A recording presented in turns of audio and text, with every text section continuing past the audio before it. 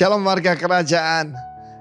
Minggu yang lalu saya sudah sampaikan bagaimana kalau kita menurut dan mau mendengar, kita akan menerima yang terbaik daripada negeri ini, negeri yang dijanjikan Tuhan. Tetapi kalau kita memberontak dan melawan, kita akan justru mengalami sebaliknya, yaitu hidup di bawah kutuk, dimakan oleh pedang. Nah, di dalam Roma 5 ayat 17, ayat ini sering saya kutip karena sangat luar biasa, yaitu tentang ketaatan kepada raja. Sebab jika oleh dosa satu orang, siapa ini? Adam, manusia pertama. Maut telah berkuasa atau memerintah menjadi raja oleh satu orang itu, maka lebih benar lagi mereka yang telah menerima kelimpahan kasih karunia. Tahun ini the year of multiplied grace. Tepat sekali ayat ini, ya, abundance of grace. Allah kita adalah Allah of abundance, Allah yang berlimpah, bukan Allah yang lack, kekurangan. Dan anugerah kebenaran, gift of righteousness. Kita tahu lihat di sini grace itu adalah pemberian daripada Tuhan dan juga sifatnya melimpah, akan hidup dan berkuasa oleh karena satu orang itu yang taat, yaitu Yesus Kristus. Will reign in life through the one, Jesus Christ. Saudara yang kasih Tuhan, hidup adalah pilihan. Mau jadi budak di mana maut memerintah, dan tentu saja di atasnya, di belakangnya itu adalah iblis atau Satan, musuh kita. Tetapi kalau hidup itu menurut lagu yang dinyanyikan Tuhan Yesus di Taman Getsemani, memang bukan lagu, mungkin ya rintian, tapi buat saya itu suatu lagu yang paling indah. Jangan kehendakku Bapa, kehendakmu jadilah. Saya ketemu dengan banyak teman dan saya heran, dia orang Kristen, tapi lagu kesukaannya adalah I Did It My Way. Itu adalah suatu bentuk disobedience. I did it my way. Buah dari pohon pengetahuan yang baik dan jahat, kita sudah lihat saudaraku, yaitu seperti saya katakan itu DHL, demokrasi, pemerintahan tanpa Tuhan, hak asasi manusia, hanya itu hak asasi manusia, bukan hak prerogatif daripada Allah, bukan hak asasi manusia, man is the center. Dan yang satu lagi saudaraku, lingkungan hidup. Lihat apa yang terjadi ketika Joe Biden menjadi presiden Amerika Serikat. Semua itu terjadi. Apakah itu? Man is the center, not God. Tetapi firman Tuhan menunjukkan bagaimana maut bisa berkuasa kalau kita itu melawan kepada Tuhan. Tuhan tidak pernah rencana kematian, bahkan sakit, penyakit, dan jadi tua bagi manusia. Seharusnya kita hidup kekal, and young forever. Nah, ini ibu-ibu senang nih dengar ini. Tetapi saya mau sampaikan pada Anda, you want to reign in this life. Semua orang cari kekuatan untuk bisa menghadapi masalah-masalah dalam kehidupan. Rahasianya sederhana sekali. Karena ketaatan Yesus Kristus. Ketika kita menerima Dia, apa yang karena Kristus kita beroleh abundance of grace, kelimpahan kasih karunia, dan terimalah anugerah kebenaran. Dia yang tidak mengenal dosa, dijadikan dosa karena kita, supaya kita menjadi kebenaran Allah di dalam Dia dan melalui Dia. God bless you. Reign in life in Jesus name. Amen. Shalom Bapak Ibu. Apa kabar semuanya? Marilah dengan kerendahan hati kita menghadap tahtanya. Kita menanggalkan segala beban yang merintangi kita. Apapun persoalan kita, kita tanggalkan. Sebab Dia yang berfirman, tidak ada yang mustahil bagi Dia. Terima kasih Bapa, terima kasih. Terima kasih Tuhan Yesus. Terima kasih. Dia yang berkata hari di tengah-tengah kita. Dia memeluk kita dengan kasih mesra. Thank you Lord. Dia yang berfirman. Dia yang memperhatikan firman-Nya. Dan Dia yang melakukan firman-Nya. Sesungguhnya kami adalah hamba-Mu. Jadilah pada kami menurut apa yang Kau. Terima kasih Bapak. Terima kasih. Aku percaya pesta ini terjadi hanya di dalam satu nama. Yesus Tuhan namanya. Nama di atas segala nama. Baginya segala pujian, hormat, kemuliaan, dan kuasa. Haleluya.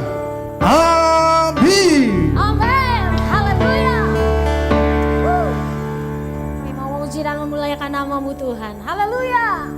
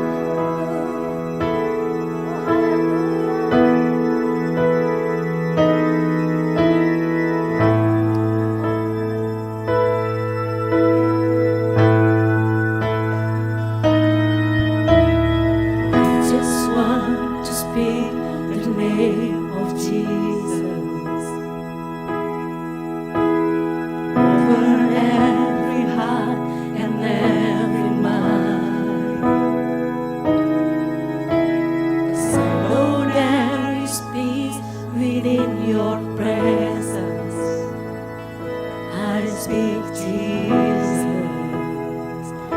Yes.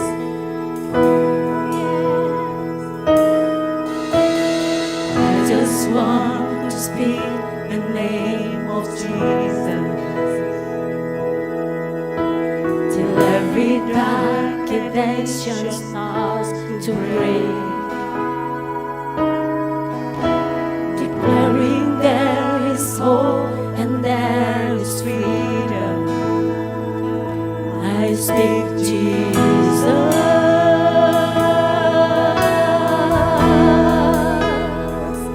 Your name is power. Your name is healing. Your name is life.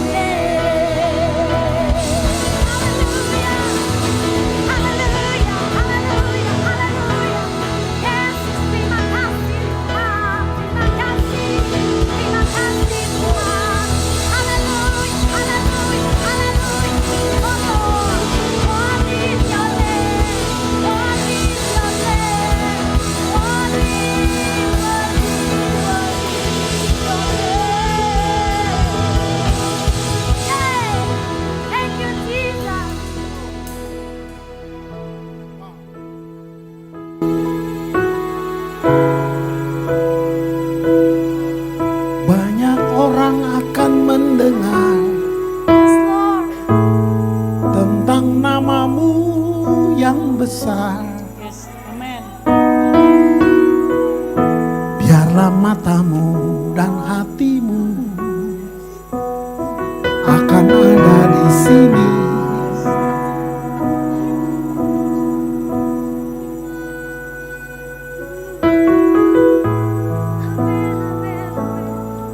Gini. Coba lihat saya bentar, Kalian punya modal dasar. Ini yang kalian sedang aktifkan.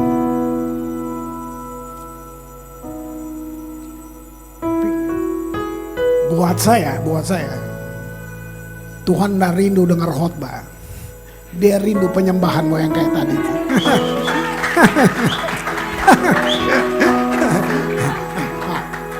Kamu rindu dengan khotbah, tapi Tuhan rindu isi hatimu yang tadi itu. Wah ya, ini jangan tukar dengan apapun, ya. Jangan tukar dengan apapun. Jangan. Apa hasil dari penyembahan? Namanya keserupaan. Kamu menjadi seperti yang kamu sembah. Mikirin baik-baik. Coba lu sembah duit, lu kayak duit lama-lama. Nah, terus apa yang terjadi sementara tadi saudara menyembah? Saya sebut pertukaran. Kamu kasih hatimu, Tuhan juga kasih hatinya buat kamu. Lihat. Wow. Hambamu berdiri siap menyampaikan isi hatimu. Dan aku mengaku bahwa apa saja yang ku pelajari, yang ku ketahui, tidak ada artinya kecuali aku boleh mendapat kasih karuniamu. Aku percaya firman-Mu berkuasa. Aku percaya firman-Mu dapat mengubah seluruh hidup kami. Aku percaya firman ini adalah Tuhan sendiri. Berbicara, Abah. Curahkan isi hatimu. Berikan apa yang dunia tidak bisa berikan kepada kami. Di dalam nama Tuhan Yesus. Amin. Wow, silakan dulu. Wow. Luar biasa. Saya bukan tamu kalian ya. Saya keluarga, oke? Jadi saya juga nggak datang menggurui, nggak. Saya datang membukakan apa yang Tuhan taruh di hati saya. Dia. Judul yang kalian kasih, Obedience to the King. Nah, jadi dalam persiapan ini ya, makanya saya bilang, saya nggak menggurui, nggak. Saya coba bukakan, saya mengungkapkan gitu. Kata diungkapkan itu kata wahyu atau diungkapkan itu artinya kamu bisa mengerti tanpa belajar. Nah, untuk obedience, saya senang tadi ya, waktu tadi berharga banget gitu. Itu momen yang penyembahan itu saya nggak bisa jelasin kadang-kadang dengan kalimat apapun. Kadang-kadang sulit, mau bilang apa gitu. Terlalu, kadang-kadang saya bisa bilang gini, magic in the air, kayak gitu. Jadi bukan tentang kamu berlompat, bukan. Itu saya nggak ketipu dengan yang gitu.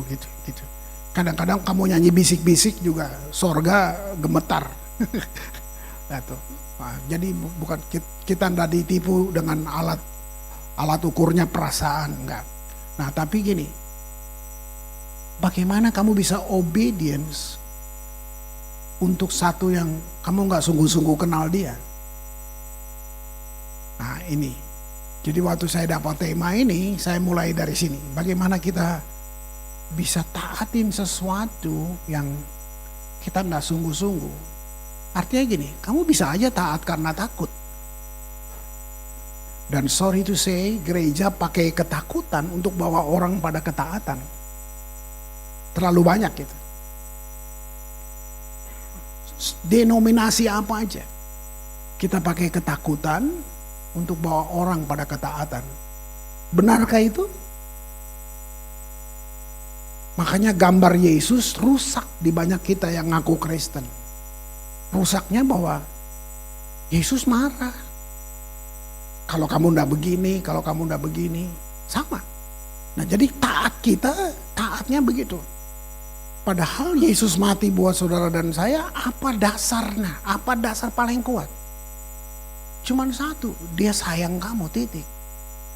Nah tapi terus kita sebagai gereja, pendeta, semua ngajar kamu, makanya lu mesti taat sama Tuhan. Kalau enggak terkutuk lu. Nah, ngeri enggak tuh, bertahun-tahun dari kita kecil. Itu membangun belief system saudara. Jadi gambar Tuhannya rusak. Jadi mau obedience-nya itu gimana? Apa dasarnya dulu? Ngeri nggak? Terlalu banyak gitu. Nah ini saya nggak bicara rock, saya bicara semua denominasi begitu kok. Semua kayak gitu. Jadi kita datang ke Tuhan dengan satu gambar Tuhan yang beda. Gitu. Ya saudara masa sih bisa dibohongin? Kamu bukan anak kecil. Kamu kan keliling-keliling juga kan ke gereja lain kan? Dengar banyak pengajaran kan? Sekarang mau cari ajaran bagus cuman sejauh HP kok. Mau apa? Siapa bisa bohongin siapa? Siapa bisa? Coba lihat. Cuma dikit. Saya mau mulai dari situ supaya waktu kita obedience, nggak ada satu yang memaksa kita. Nggak ada yang memaksa kita. Fondasinya mesti benar gitu. Ya kan? Coba waktu kamu kecil, papa mama, oma opa, guru sekolah minggu, itu bentuk kita. Ayo sayang, mari kita berdoa, tutup mata ya, nanti Tuhan marah. Siapa yang bilang? Tapi dari kecil sudah masuk di sini, Tuhan marah.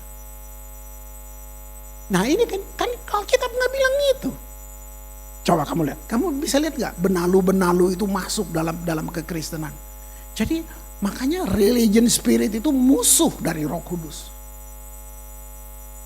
Kamu lagi naik mobil, mobilnya kesenggol, langsung lu sih tadi pagi nggak baca firman. Kamu sih nggak doa subuh tadi pagi. Usahamu goyang, lu sih perpuluhannya nggak taat. Saudara, coba dulu pikir, itu siapa? Siapa yang konsep itu siapa yang manusia apa Tuhan? Benarkah Tuhan bilang gitu? Kamu lihat gak berabad-abad. Tahun ini saya 30 tahun di Ambon. Apa yang saya bisa bilang? Kalau kalian yang Ambon-Ambon, kalau kita ngomong Ambon, apa yang ada di bayangan orang? Negatif lebih banyak atau apa coba? Bayangin. Tahu nggak teologi Sinterklas? Itu tiap tahun nggak ada kan di Alkitab, tapi kita bikin. Kalau lu baik Sinterklas kasih kado, lu jahat suara tepit yang datang. Coba itu semua bangun kamu punya belief system. Jadi kita punya gambar Tuhan tuh kayak gitu. Kamu sakit, kamu apa nomor satu, itu karena kamu kurang taat. Semua bayangin, bukan Tuhan yang bilang, tapi kamu percaya itu Tuhan bilang. Kamu mau punya Tuhan gitu? Yang tiap hari jalan pakai tongkat, nggak doa pagi, COVID, nggak baca firman, mau gitu? Itu Tuhan yang kamu ikut. Saya mesti malu ngomong ini karena saya sedang ngomong diri saya sedang ngomong gereja, gua akan pendeta. Kamu tahu nggak yang kita bikin banyak kesalahan. Jemaat itu korban dari pengajaran-pengajaran yang begini. Jadi Tuhan yang hebat, yang mulia. Tadi waktu kamu nyanyi, lihat kata-katanya. Resapi kata-kata tuh. Keren semuanya. Tapi dia diruntuhkan nanti. Habis nyanyi, habis nangis, terus diruntuhin lagi. Aduh, kalau kita salah. Nah, jadi Tuhan tuh, kita turunin Tuhan yang mulia itu sederajat sama bos-bos mafia. Yang kalau lu gak bayar uang keamanan, gue bakar rumah lu. Kamu lihat gak tuh? Nah, jadi kita ke gereja karena takut. Gitu. Cuman satu hubungan kita dengan Tuhan. Satu dan satu-satunya. Kasih. Semua yang harus bobotnya tilang. Bukan, saya harus doa pagi. Itu tuh ngaconya di situ. Kamu mesti gini, I will pray, I will worship. Saya memutuskan dari kebebasan saya untuk menyembah dia, bukan harus. Salah satu risiko terbesar Tuhan waktu dia ciptakan manusia, dia taruh free will, kehendak bebas. Justru di kata itulah terletak kualitas paling tinggi dari segala-galanya. Free will. Free will bisa gini, ciptaan menolak penciptanya karena kebebasannya. Bisa. Tapi Tuhan gak tersinggung. Tuhan gak akan tersinggung. Keringat dingin gara-gara lu tolak dia, enggak. Justru waktu kamu kualitas tertinggi, justru kamu pilih dia juga. Bukan karena diancam, bukan karena ketakutan, bukan karena yang lain. Karena kamu, I will. Nah, apa yang buat kamu dengan kebebasan mau mengasihi dia? Tidak ada lain kecuali pengalaman jumpa. Connected with God, inisiatornya Tuhan, bukan kamu. Nah, kalau gereja kayak gini, wow, kita karena musuh selalu pakai itu, pakai cara ketakutan untuk bawa saudara ke sana. Gak ada orang terpaksa masuk surga, saudara, gak ada. Itu free will. Kamu juga gak terpaksa ke neraka, tapi kamu ke neraka karena free will kamu. Bukan Tuhan, gua neraka ya? Enggak, Tuhan gak gitu. Tuhan gak gitu. Apa yang bikin seorang farisinya Farisi sampai mau menderita? Karena dia ancam gitu? Karena dia ngalamin Tuhan. Jadi gini, walaupun kamu dengar khotbah, kamu mesti terus teliti baik-baik. Ini khotbah bener gak? Tuhan yang saya kenal kayak gini gak? Bukan asal telan. Enggak, kamu harus kritis. Kamu harus kritis. Nah, Kolose 1 ayat 25, saya mulai dengan si Paulus yang Farisi ini, dia sampai siap menderita buat Yesus. Kenapa? Supaya masuk surga gitu. Nah itu ya, bukan, enggak gitu. Nah gitu. Apa sih yang bikin dia berubah banyak? Kolose 1 ayat 25 sampai 27. Aku telah menjadi pelayan jemaat ini sesuai tugas yang dipercayakan Allah kepadaku. Untuk meneruskan firman-Nya dengan sepenuhnya kepada kamu. Ya kan, ini buat jemaat di Kolose, oke? 26. Nah, dia buka sesuatu yang gak terbuka sebelum Paulus ketemu Yesus. Ini gak terbuka sama sekali. Dengan kata lain saya mau bilang gini, jadi Kristen tanpa pengalaman jumpa, jadi Kristen tanpa pengalaman diubahkan, kamu sedang gagal jadi Kristen, kamu beragama Kristen. Makanya gak ngefek kemana-mana. Gak ngefek kemana-mana. Saya konteks pakai daerah saya aja deh. Kamu lihat. Gitu. Berapa ratus tahun Injil masuk di Maluku. Di bumi Nusantara dimulai dari sana. Tapi kalau kamu lihat. RT gua aja gak berubah. Kenapa? Karena cuman huruf mati. Agama. Emang Yesus bawa agama gitu? No. Dia bawa gaya hidup. Dengar. Kenapa? Kenapa Yahudi Israel tolak Yesus? Mereka gak butuh Tuhan yang penuh kasih. Mereka butuh Tuhan yang menuntut. Karena mereka lagi dijajah. Mari dong, bantai dong nih semua bangsa. Nah, tiba-tiba Yesus datang dengan kasih. Mereka gak suka banget. Gak suka banget. Oke, lihat ya. Ayat 26, kamu lihat ini. Kalau Paulus gak ngalamin Yesus, gak ada ayat ini. Dia bilang, yaitu rahasia yang tersembunyi dari abad ke abad, dari turunan ke turunan. Tapi sekarang dinyatakan kepada orang-orang kudusnya. Pelan dulu. Kalau sekarang saya bilang gini, kamu orang kudus. Kamu percaya gak? Atau, masa sih? Ini aja berapa puluh tahun lu jadi Kristen. Kalau kamu orang kudus. Apa? Masa sih? Itu dia yang saya bilang. Jadi kita lebih penuh dengan filsafat tambal sulam di dalam kita, pengetahuan-pengetahuan yang sekuler, semua yang kamu nonton baca dibandingin apa yang firman bilang. Berarti gini, kita walaupun Kristen tapi kita krisis tentang identitas kita. Memang kamu gak bisa kudus, gak bisa. Tapi Kristus menguduskan kamu. Itu pun kita masih, masa sih? Nah ini nih roh-roh masa sih ini yang lo mesti buang. Kamu bisa benar gitu? Kamu dibenarkan. Saya ulang ayat 26. Rahasia yang tersembunyi dari abad ke abad, dari turunan ke turunan. Tapi sekarang dinyatakan kepada kita orang kudusnya. Wow. Rahasia itu kata misteri ya gitu. Artinya misterion dari kata itu. Kalau diterjemahkan gini. Apa rahasia? Yang disembunyikan. Itu rahasia. Nah waktu Paulus ngalamin perjumpaan. Ini semua dibukakan. Satu rahasia yang tersembunyi dari artinya tersembunyi dari Adam, Musa, Abraham, semua tersembunyi. Sekarang dinyatakan buat kamu orang kudusnya. Bayangin, buat mereka tersembunyi, buat kita apa rahasianya? Ayat 27, kepada mereka yang siap nerima rahasia itu, yang diungkapkan itu, Allah mau beritahukan betapa kaya, mulianya rahasia itu di antara bangsa-bangsa lain. Saya udah bilang, tersembunyi dari semua bangsa. Tersembunyi dari nabi-nabi, tersembunyi.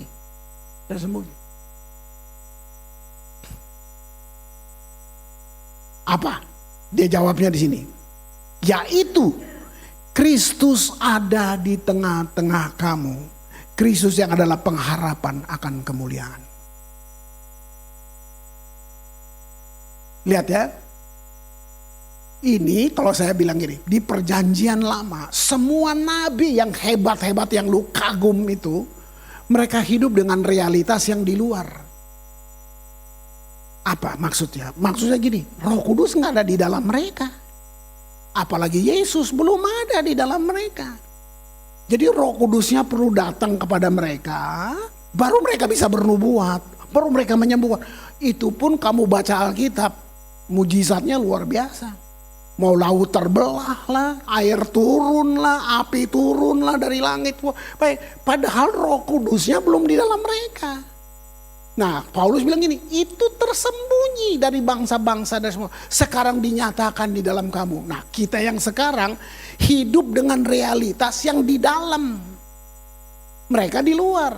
Apa realitas? Roh Kudus di dalam saya. Kristus di dalam saya. Ini. Jadi kalau kamu baca kalimat ayat 27 ini, Christ in you, the hope of glory. Itu nenek moyang dari semua teologi yang ada di kalimat itu. Pertanyaannya, kok kamu gak ngalamin apa-apa? Nah itu dia. Poinnya gini, kamu gak percaya. Kamu krisis identitasmu. Gereja datang ke Tuhan dengan spirit yatim piatu, ngemis-ngemis ke Tuhan. Penyembahan kita juga kadang-kadang ngemis. Karena kita nggak tahu siapa kita. Karena kita nggak yakin. Masa sih yang jahat kayak gini bisa? Kamu nggak percaya. Mau diterangkan pakai apa lagi? Mana mungkin? Nah kamu lihat itu. Wow. Kristus gini. Kamu lihat. Kristus bukan mati untuk kamu. Mikir.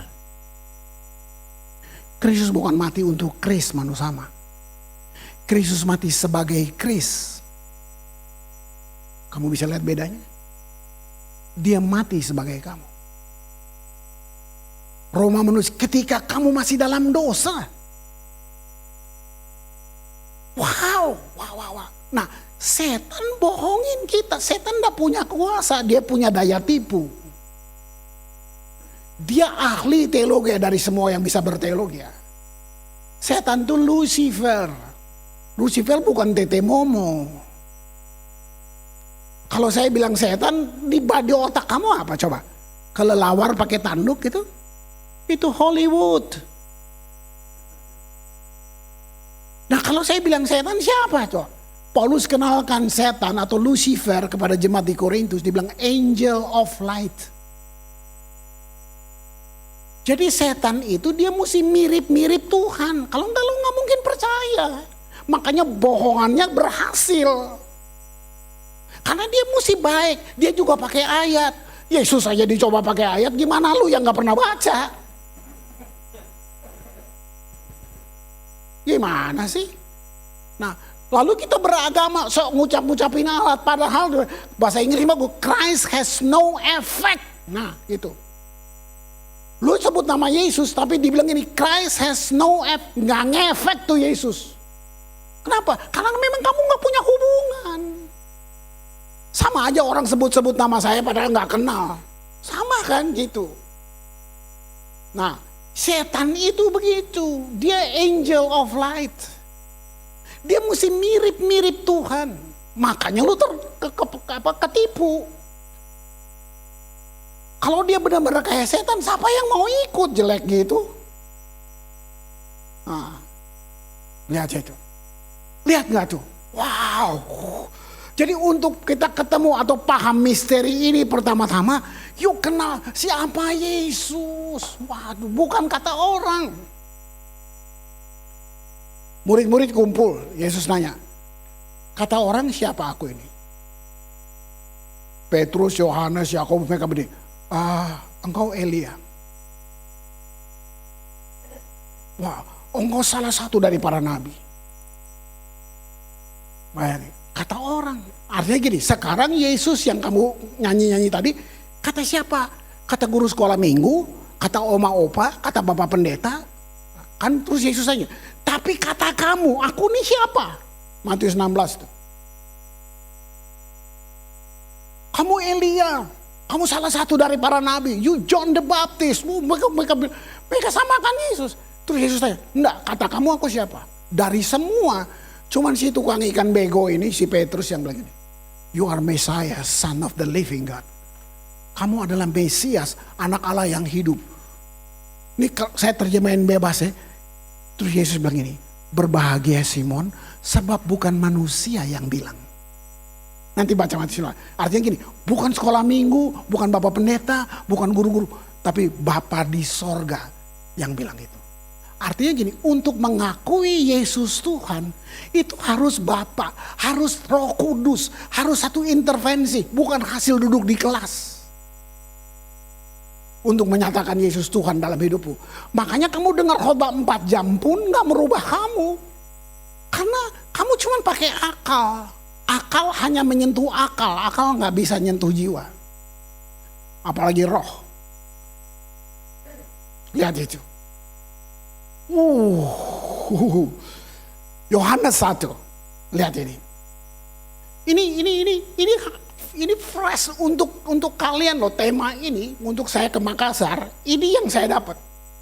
Artinya gini, di Ambon pun gue belum ngajar ini, belum ngajar. Ini paling biasa, kita udah baca ini lama banget. Yohanes 1 ayat 1. Dia bilang gini, pada mulanya adalah firman. Firman itu bersama-sama dengan Allah. Firman itu adalah Allah. Pada mulanya bersama-sama dengan Allah. Segala sesuatu dijadikan oleh dia. Tanpa dia gak ada satupun yang terjadi dari segala yang telah dijadikan. Dalam dia ada hidup. Dan hidup itu adalah terang manusia. Terang itu bercahaya di dalam kegelapan. Kegelapan itu tidak menguasai. Keren banget. Coba lu duduk ya. Satu-satu kamu diam, kamu lihat ini. Gila. Siapa sih si Yesus ini? Siapa sih dia? Yang tadi, makanya tadi saya juga hancur di situ cuma nyanyi Yesus. Gila. Siapa sih Yesus? Nah, kalau saya bicara terminologi artinya satu ilmu yang untuk menjelaskan pengertian itu artinya gitu ya, gitu. Nah, jadi kalau kita lihat Yohanes 1, siapa sih Yesus? Pada mulanya, artinya gini, oh Yesus Allah dong. Ini kita pelajaran Trinitas nanti dulu deh, kepanjangan, ya kan? Oh Yesus Tuhan. Pada mulanya adalah firman itu bersama-sama. Jadi gini, waktu Kejadian pasal 1, jadilah terang, berfirmanlah Tuhan. Artinya gitu, itu Yesus yang membuat itu. Jadilah. Itu Yesus yang lu sembah tadi. Wow, Tuhan. Jadi Yohanes sedang kasih lihat bahwa apa ya? Kalau bilang mendeskripsi itu kasih satu gambaran gitu. Kalau saudara mau kasih gambaran tentang satu benda atau apapun, saudara harus punya apa? Bahasanya atau sifat benda yang kamu mau jelasin itu kan. Nggak mungkin sembarangan gitu. Nah, jadi waktu dibilang pada mulanya, itu Yohanes pasal 1, itu bicara tentang seluruh keberadaan yang unik, yang beda, yang semuanya itu terjadi cuma dengan satu, nama Yesus itu. Jadilah. Wow. Nah, dia itu terus Paulus bilang ini, diam di dalam kita. Gitu. Masa sih kita nggak bisa begini? Cuman begini. Nah, kenapa? Poinnya cuma kamu nggak percaya.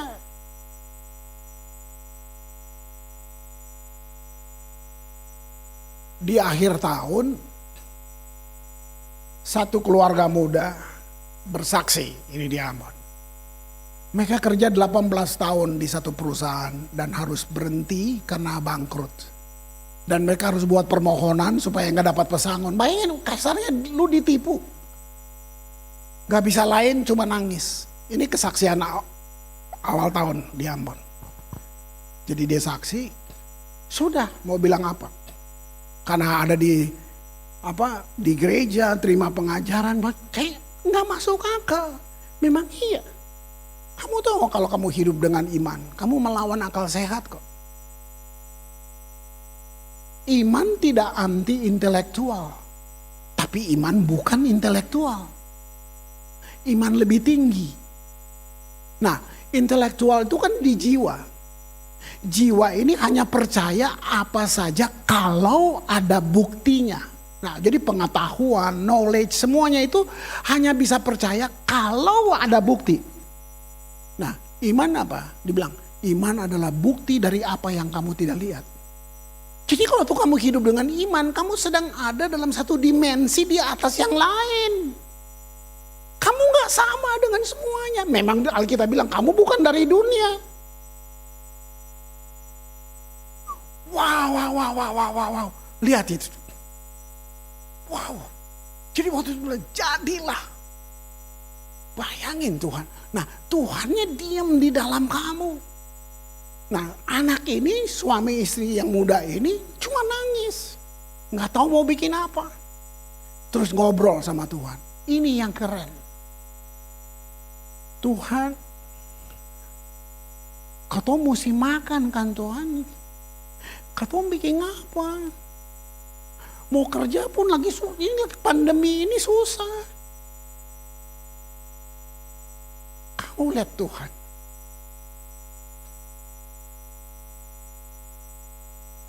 Kalau kamu bikin salah, bikin dosa deh.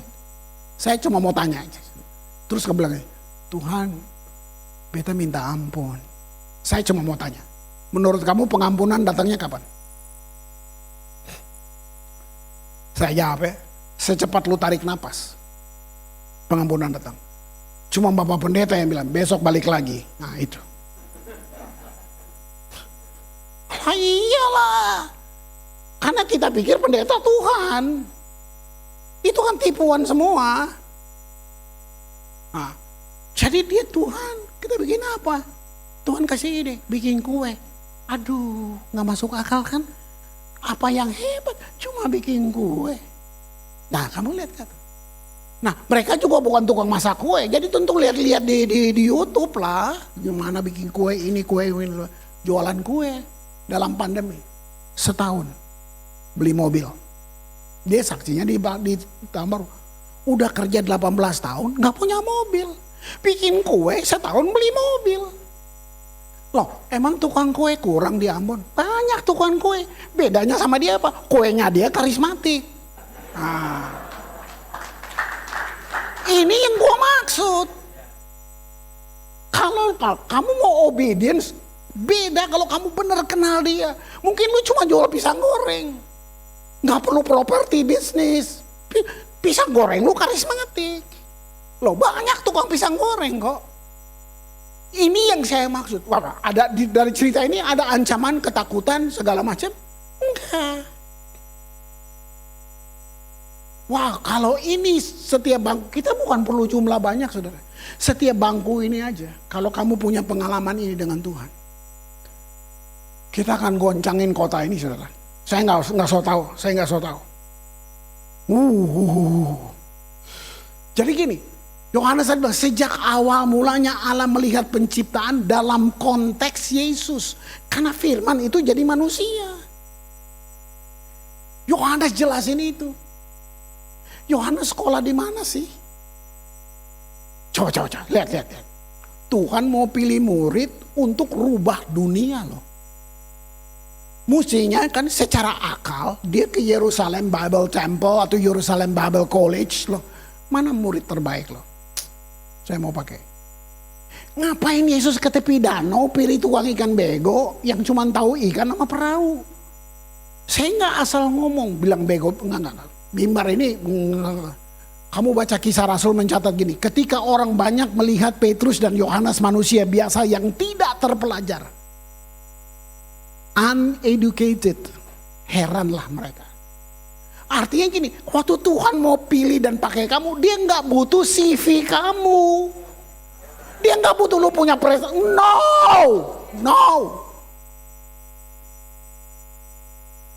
Nah, itu udah puluhan tahun saya melayani kok.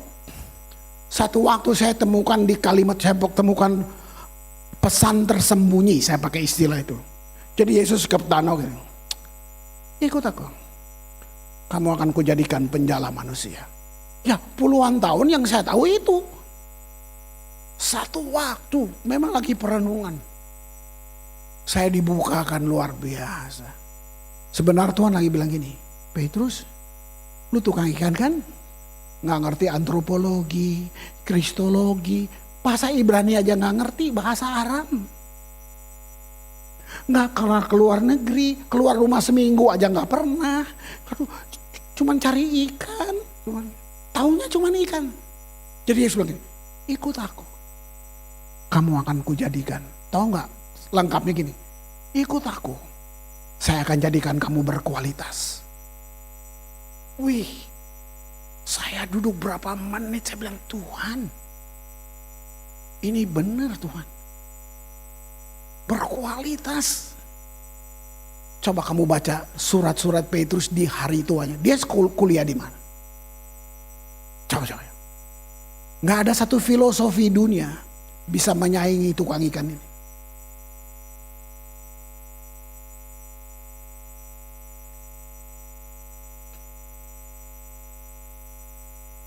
Tahun 82 saya bertobat. 83 saya pelayanan. Kira-kira si Chris ngerti nggak? Enggak. Emosi? Iya, emosi pasti dong. Karena khotbahnya waktu itu Tuhan mau datang. Wih, nanti kalau Tuhan datang gue mati nih, kayak gitu. Nah, jadi serahkan diri lah. Retret nangis ke depan. Ngerti? Enggak, emosi memang. Itu direktur Lembaga Alkitab Indonesia, JP Sinaga. Memang Batak kalau ngomong ajaib. Jadi saya lagi nangis ke depan, dia bilang, Ambon sini. Mau melayani Tuhan kau? Iya. Nanti kalau Tuhan gak bisa kasih makan kau bilang aku ya. Wih gile. Ada yang kayak gini, gue baru sekali gue lihat ada orang begini. Dia udah meninggal sih. Tapi hari ini saya bilang, memang belum pernah kok gak makan ikut Tuhan. Saya bilang, wow. Dia pada bilang, Chris, kalau Tuhan gak bisa kasih makan kau, bilang aku. Berhenti aku jadi pendeta katanya. Wah, dia jamin sampai kayak gitu. Memang gak ngerti, benar-benar. Tapi Tuhan gak salah. Tuhan gak salah. Kemana-mana saya nyanyi-nyanyi kok tahun-tahun itu. Saya ke Bandung, di rumah satu keluarga menaruh, tidur di situ, breakfast sama dia, bahkan backgroundnya Katolik dia. Dia lihat saya gini, ngomong Manado, Chris, Ngana bawa terus tuh Alkitab, nanti Alkitab bawa Ngana.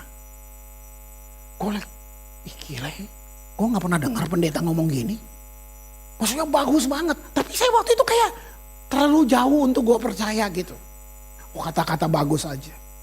2 kata dia ngomong. Pikul terus tuh salib. Nanti salib pikul ngana katanya. Aduh, gue ngerti juga. Sekarang 30 tahun lebih perjalanan saya. Kalau saya mundur ke belakang. Saya tidak punya alasan berdiri di sini, saudara. Dia punya alasan untuk saya berdiri di sini. Artinya saya sudah bawa istri saya ke 5 benua. Bukan gua bisnis. Apa coba? Yang dia bilang tadi, ngana bawa terus tuh Alkitab. Alkitab bawa ngana nanti. Israel aja 15 kali gua begitu. Maksudnya saya sedang bilang, wow Tuhan, itu apa kesikir? Enggak, ini yang saya bilang. Kamu mau gak percaya itu? Jadi dalam Yohanes 1 tadi Roh Kudus beri pemikiran untuk bantu kita memahami sifat identitas Yesus yang sebenarnya. Terus tadi Paulus bilang, dia di dalam kamu, Christ in you, the hope of glory. Wow. Wow. Saya anak piatu dari kecil, 9 tahun papa saya mati. Nah, waktu anak perempuan saya mau nikah, teman 50 tahun lalu, teman saya di Bandung, saya masih SMP di Bandung.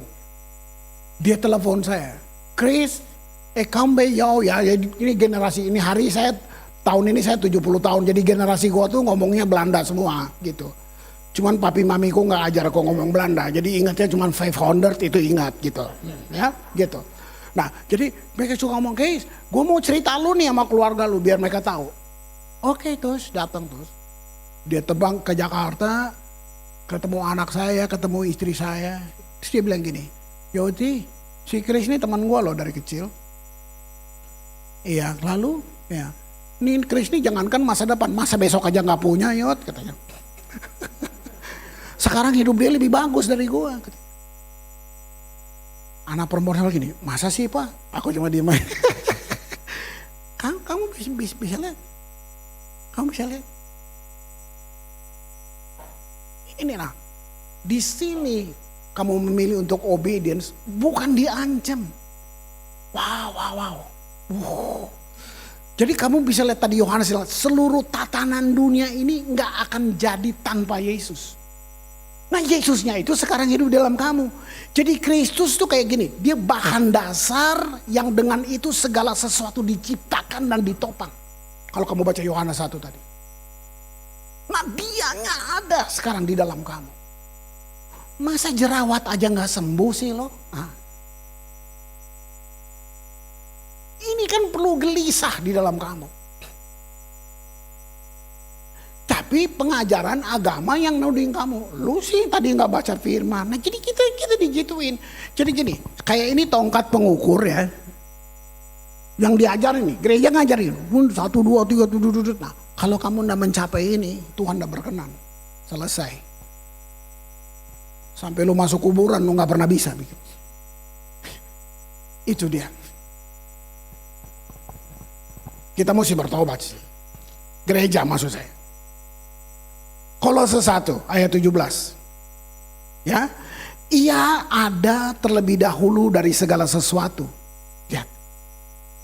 Yang tadi tuh, ia ada terlebih dahulu dari segala sesuatu. Segala sesuatu ada di dalam dia. Wow. Aduh.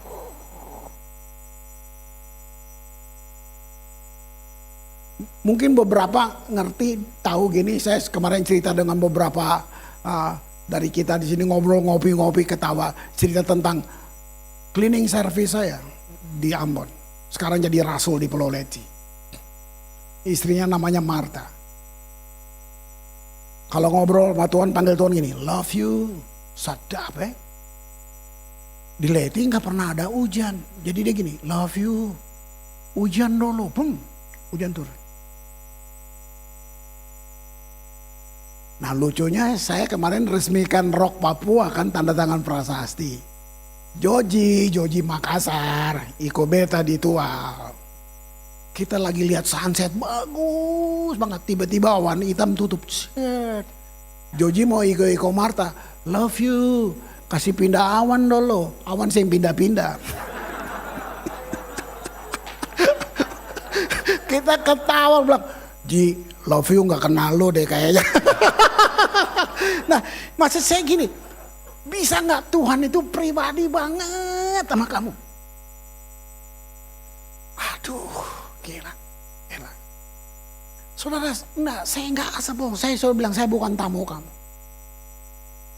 Lewi Bite, 20 tahun lebih cleaning service. Sampai hari ini. Tapi sekarang dengan saya sudah 6 pemimpin, termasuk Lewi Bite yang cleaning. Dia pemimpin. Kenapa? Karena leadership dalam kerajaan Allah enggak sama dengan dunia. Nah, lu lihat di gereja lain cleaning service, sampai mampus lu cleaning service. Nah, kenapa Lewi? Karena yang uji Lewi, Rulan Letedara yang pernah ke sini. Rulan itu National Director Youth with a Mission. Dia tes mereka semua, dia bilang, Bung Kris, mereka ini mampu loh. Jadi Lewi cleaning service, fungsi cleaning service. Kamu dan saya beda apa coy? Apa bedanya? Cuma di fungsi, saya nggak lebih hebat dari kamu. Nggak ada anak emas buat Tuhan, no. Nggak ada superstar. Kita beda di fungsi. Bahkan kamu punya mimbar lebih besar dari saya. Kamu hamba Tuhan berprofesi. Mimbarku kan hari Minggu. Bahasanya shalom. Tuhan berkati. Sadar banget. Di luar sana maki ancor-ancor itu mimbar lo tuh. Yang lo hadapin. Kita yang salah. Gak mempersiapkan, gak equip, melengkapi kalian untuk jadi terang, jadi nabi, jadi rasul di dunia kerja. Seakan-akan kita jangan usik hamba yang diurapi, kurang ajar. Nah, lu hamba siapa kalau lu bukan hamba Tuhan? Ya, lihat ini. Oleh kemurahan, di 1 Yohanes 1 ayat 4. Dalam dia ada hidup. Dan hidup itu terang manusia. Kamu tahu gak terang? Bukan lighting seperti ini tuh. Itu bagaimana kamu bisa dapat apa wahyu? Saya bilang apa wahyu? Apokalips artinya gini, sesuatu yang diungkapkan. Jadi gini, waktu kamu sedang dapat wahyu, saya pilih kalimat ini, kamu mengerti tanpa belajar. Wahyu berbeda dengan pengetahuan. Nah, jadi gini, apa alasan Tuhan kasih wahyu? Karena kamu punya hubungan. That's it. Aduh, bayangin kalau tiap bangku kayak gini. Yohanes 1 ayat 9, terang sesungguhnya yang menerangi setiap orang sedang datang ke dalam dunia ini. Wow. Dia dulu bukan orang percaya. Terus percaya Yesus. Di Ambon. Kalau doa kayak gini. Saya bilang, kamu doa. Dia bilang, Tuhan Yesus, ini Dani, Tuhan masih inget kan? Kenapa gue gak doa kayak gitu ya? Gue doanya so muluk-muluk. Gue pikir Tuhan tuh orang Jogja, gue mesti baca puisi dulu buat Tuhan. Nah, kamu lihat gak tuh? Oh Tuhan, suaranya bro, oh Tuhan. Kamu bayangin, ini dia doa. Tuhan Yesus, ini Dani, Tuhan masih inget kan? Enak banget. Saya cemburu lihat beneran saudara, mereka ngalamin hari-hari hal-hal yang keren banget. Kayak Marta tadi, love you. Nah, setiap kamu tuh, mari kita punya kayak kamu punya apa? Kenapa lu nggak berani ngobrol sama Tuhan semuanya sampai yang konyol? Lu ngobrolnya sama orang, nanti dia gosip lu keluar. Saya sedang jelekin, saya punya semua ya. Oke, lu punya masalah. Lu cerita 3 pendeta, jawabannya 3 kan? Tambah bingung gak lu? Ini dia. Jadi karena gereja udah bentuk, kita diajar bergantung sama hamba Tuhan. Jadi lu hamba siapa? Lu bukan hamba Tuhan. Kamu tuh gak kalau kamu ngalamin ini, Ini gila sih, ini gila. Belum pernah ada sih, cuman saya ngomong aja. Kamu kerjanya apa? Oh, saya melayani Tuhan sambil jadi dokter. Hah? Sambil dokternya? Iya. Keren gak? Saya melayani Tuhan ya sambil jadi jenderal. Hah? Sambil? Kamu gila? Enggak, nanti lihat aja yang gila lu apa gua, kata gitu. Ya, jadi gini, semua kita melayani Tuhan. Profesi kamu tuh bukan yang utama, itu bukan identitasmu. Identitas bukan dokter, bukan kaya, bangsa apa, itu bukan identitasmu. Gini, ciptaan baru di dalam Kristus. Apa ciptaan baru? Dulu belum pernah ada. Tapi kita nggak mau, kita tetap mau identitas kita. Saya siapa? Keturunan saya siapa? Ya sudah, apa bedanya sama dunia? 2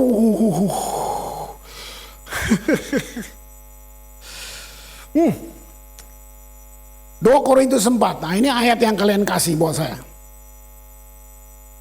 Ayat 1 dan 2. Oleh kemurahan Allah. Nah, lihat, kemurahan Allah, sekali lagi, kemurahan Allah. Kami telah menerima pelayanan ini, karena itu kami tidak tawar hati. Apa yang bikin kamu gak tawar hati? Karena lu kenal dia. Kamu mungkin disalah ngerti, difitnah. Kamu gak tahu, karena gini, saya kenal banget Tuhan saya. Dia gak mungkin licik sama saya. Nah, itu keren banget. Kamu tidak tawar hati. Kami tidak menolak segala perbuatan tersembunyi yang memalukan. Kami tidak berlaku licik. Kami tidak memalsukan firman Allah. Sebaiknya kami menyatakan kebenaran. Dan dengan demikian kami menyerahkan diri kami untuk dipertimbangkan oleh semua orang di hadapan Allah. Ini cuma satu, karena kamu benar kenal dia. Tanpa ini, kamu masih bisa, dia jahatin beta ya. Dia punya niat gini ya. Loh, saya juga gitu. Saya curiga sama staf-staf saya. Ini jangan-jangan orang mau coba lihat gila kan. Ngapain gue ngelayanin Tuhan kalau gue masih ragu kayak gitu. Nah, jadi saya perlu perang aktif lawan semua pikiran-pikiran jahat itu. Tangkap ini kalimatnya. Kristus itu pencipta, penentu, tujuan, pemelihara. Bayangin. Yang tadi kamu nyanyi tadi. Waktu saudara dan saya benar-benar merenungkan ini. Gitu. Wah, kamu akan lihat. Ada satu keajaiban yang meluk di dalam kamu bekerja itu yang dibilang Roh Kudus. Gitu. Kenapa gereja pada umumnya nggak punya tingkat kekuasaan seperti itu? Ini yang saya bilang. Gereja cari jalan aman. Saya bilang dari makan. Sorry, saya mesti bilang, kita bikin kotak buatan kita sendiri dan kita masuk dalam kotak itu. Saya nggak perpanjang, tapi dengar baik. Nih gereja modern nih, punya semuanya. Kalau kita berdoa, yang goyang cuman orangnya. Hura baba, hura basaroh, hura darah Yesus, darah. Nggak ada yang jadi. Lu baca Kisah Rasul 3. Gereja mula-mula di Kisah Rasul, mereka berdoa, rumahnya yang goyang. Kita orangnya yang goyang. Jingkrak, orang malah takut lihat. Mereka doa, rumahnya yang goyang. Saya riset, saudara. Tahu nggak Kisah Rasul? Alkitab nggak ada 200 tahun. Lama. Mereka hidup dari pengajaran para rasul. Kita punya library, punya semua komplit. Mau terjemahan apa, semua ada semuanya. Punya teknologi, internet, punya semua. Mana. Paulus dan Silas nyanyi di penjara. Gempa bumi. Lu nyanyi orang pulang. Saya sampai pikir, Paulus nyanyi apa ya? Untung gak ditulis dia nyanyi apa. Kalau gak kita tiru nyanyiannya. Kita kan begitu. Oke, saya ceritain aja Paulus. Nih, ini kan Paulus sama Silas. Kan dia ngobrol gini. Ini penjara sadis, saudara. Terus Paulus gini, Silas, saya tahu tuh beta teroris. Saya bunuh orang Kristen. Kita cuma di borgol gini jelas. Ayo Tuhan paling baik. Itu imajinasi saya kan nggak ditulis gitu toh. Jadi saya cuma maksudnya gini, apa alasan dia nyanyi? Terus dia bilang, sudah mereka tuh mau dia sudah. Nah makanya nggak ditulis. Begitu mereka nyanyi gempa bumi saudara. Aduh Tuhan. Gempa bumi masih normal. Gempa bumi yang buka gembok itu nggak biasa. Aduh Tuhan. Yuk. Kita, ini karena kayak saya keluarga, maksud saya, yuk modal kita paling kuat tuh apa coba? Ini bahasa Ibrani bilang ini, baku sayang. Udah selesai. Itu meruntuhkan semua kepahitan. Baku sayang, nanti kamu lihat. Singkirkan semuanya yang enggak itu tuh. Jadi kita satu sama-sama percaya firman. Nah, waktu kamu obedience, waktu kamu mentaati dia, itu ketaatannya tidak cacat, saudara. Enggak cacat, enggak. Ketaatannya bukan karena nanti gue dihukum, enggak. Cuman karena satu. Kita mengasihi dia, kita jatuh cinta sama dia. Mari worship leader, mari naik. Dengar saya bilang ini.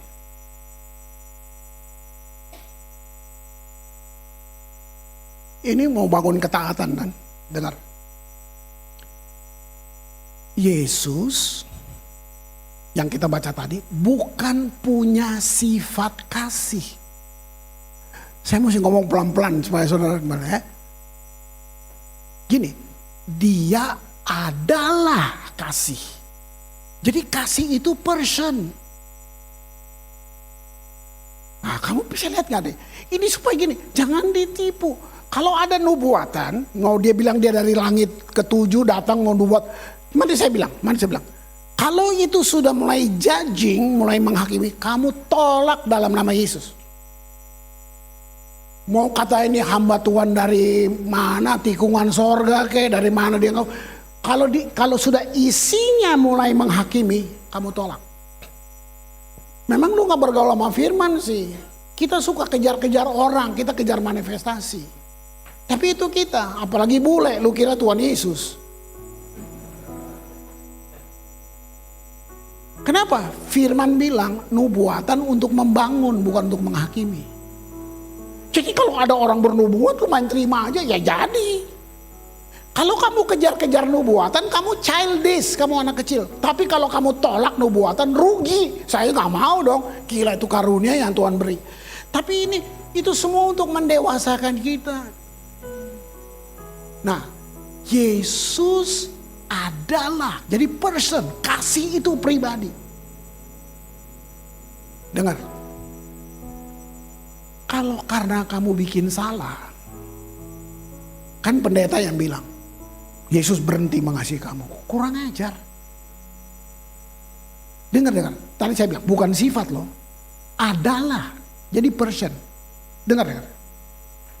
Karena kamu bikin salah, Yesus berhenti mengasihi kamu. 5 menit aja. Artinya dia berhenti jadi Tuhan 5 menit.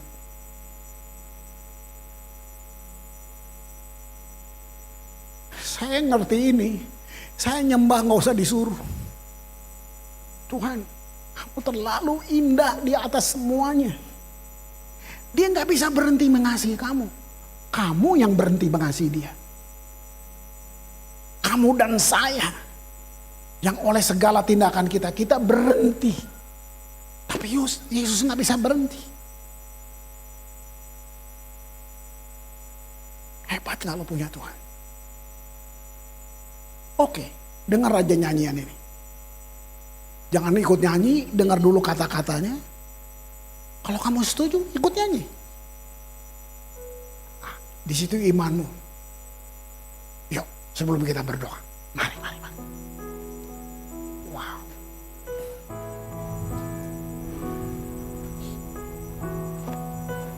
Engkau indah bagiku,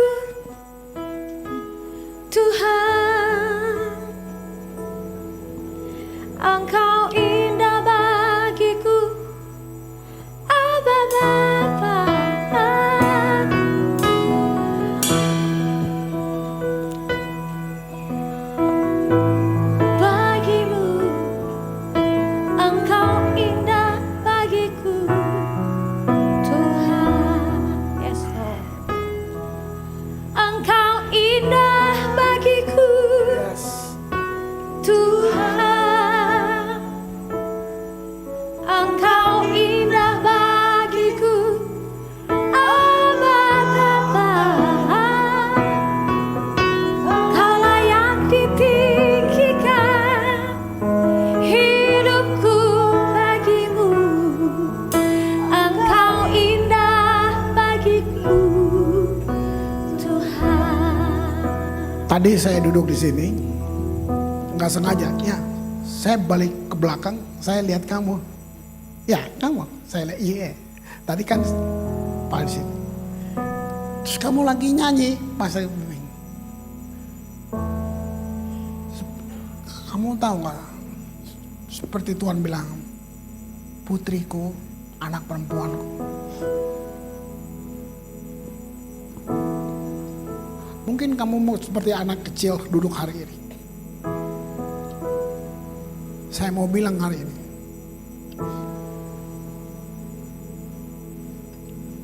apa yang dikerjakan orang benar dengan tangannya akan menjadi emas.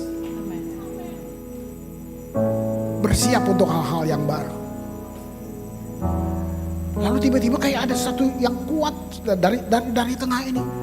Makanya saya tadi bilang, kalian punya modal. Jangan mau dibohongin. Bilang ini, tanda-tanda ini menyertai orang percaya. Itu bukan janji buat pendeta. Orang percaya, nggak dibilang pendeta. Yang penting lu orang, nah, titik. Lu percaya. Tanda-tanda menyertai kamu. Ya, buat saya kalau mau bilang pengajaran, kalian nggak kurang di sini pengajaran apapun, nggak kurang. Makanya saya cuma keluarga, saya kayak mau kasih lihat semua, kasih keluar buat kamu sebagai keluarga saya. Kita sama-sama rock gitu. Yuk. Ingat, Tuhan sayang kamu melebihi siapapun yang bisa bilang itu buat kamu. Engkau indah bagiku, Tuhan.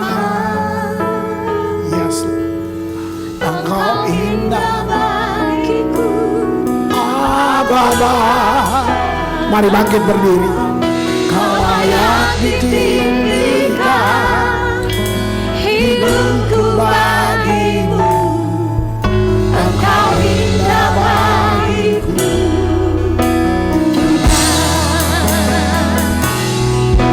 Engkau indah bagiku, Tuhan. Engkau indah bagiku, Abba. Kau layak ditinggikan, hidupku bagimu. Engkau indah bagiku, masih ada yang karena dia ukur dia punya kesalahan, dia ukur dia punya banyak pelanggaran, dan dia seperti tertuduh terus. Hari ini saya mau bilang bangkit, bangkit, bangkit. Lawan itu, lawan itu, lawan itu, lawan itu. Nggak. Selama di dalam kamu ada satu kesadaran itu, Roh Kudus masih ada dengan kamu. Jangan mau ditipu dengan apapun. Nggak iseng-iseng kamu datang minggu pagi ini, datang ke sini untuk hanya dengar pesan ini. Tuhan nggak bercanda. Kamu berharga di matanya. Tuhan Yesus, Engkau sayang semua anak-anakmu ini melebihi siapapun yang bisa bilang itu. Aku memanggil utara, selatan, timur, dan barat. Aku memanggil berkat samudra raya. Aku memanggil berkat embun pagi. Aku memanggil berkat keturunan Abraham, Ishak, dan Yakub turun bagi semua anak-anakmu di sini. Tuhan, perhitungkan mereka dalam semua rencanamu. Aku nyatakan di dalam nama Tuhan Yesus, tidak ada yang tersembunyi, tidak ada yang bisa hilang. Christ in me, the hope of glory.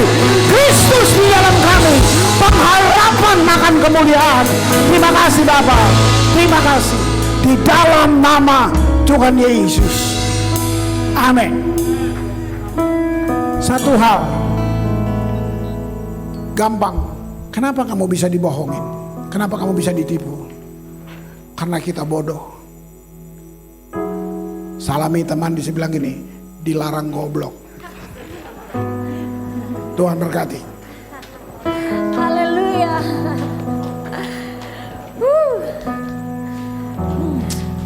Bapak Ibu Saudara bisa bebaskan ekspresi Bapak Ibu Saudara, lihat kiri kanan. Haleluya. Silakan duduk Bapak Ibu Saudara yang diberkati Tuhan. Kita dengarkan beberapa penyampaian. Wow.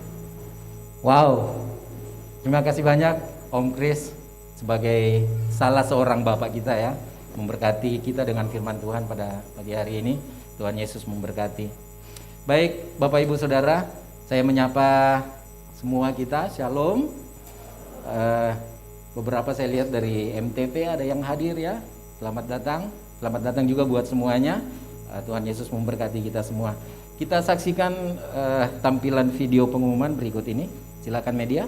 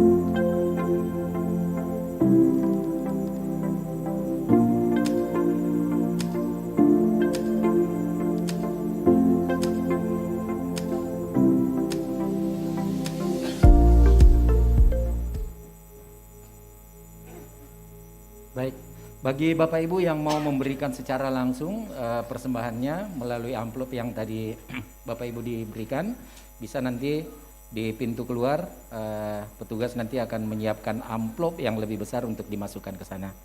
Ya. Kemudian pengumuman selanjutnya, minggu depan kita akan kembali beribadah di Hotel Swiss Bell di pantai, ya, seperti biasa, seperti di minggu-minggu yang lalu kita akan kembali beribadah di sana.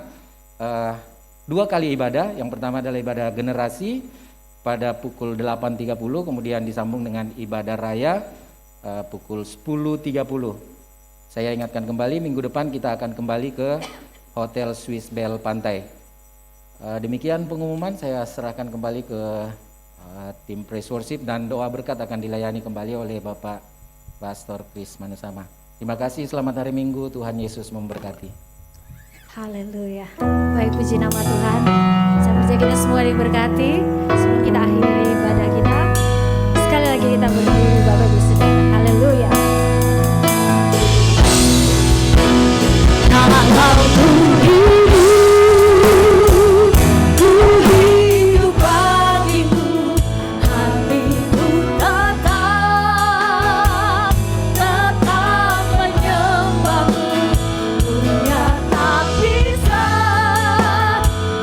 Jauhkanmu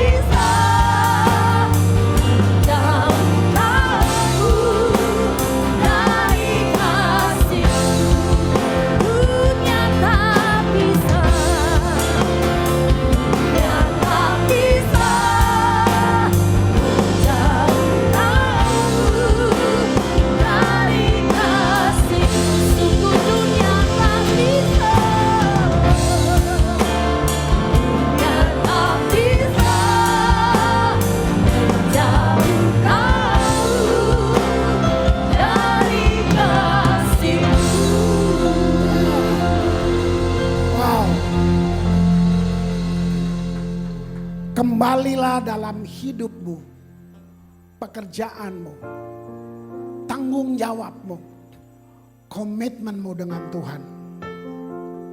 Ketahui satu hal, Tuhan itu baik. Tuhan memberkati engkau dan melindungi engkau. Tuhan menyinari engkau dengan wajahnya dan memberi engkau kasih karunia. Tuhan menghadapkan wajahnya kepadamu dan memberi engkau damai sejahtera yang melampaui segala akal. Kasih, anugerah, limpah rahmat dari Tuhan kita Yesus Kristus. Persekutuan yang indah dengan Roh Kudus mengawali setiap langkahmu, keluar masukmu mulai hari ini sampai kekal selama-lamanya. Amin. Tuhan berkata.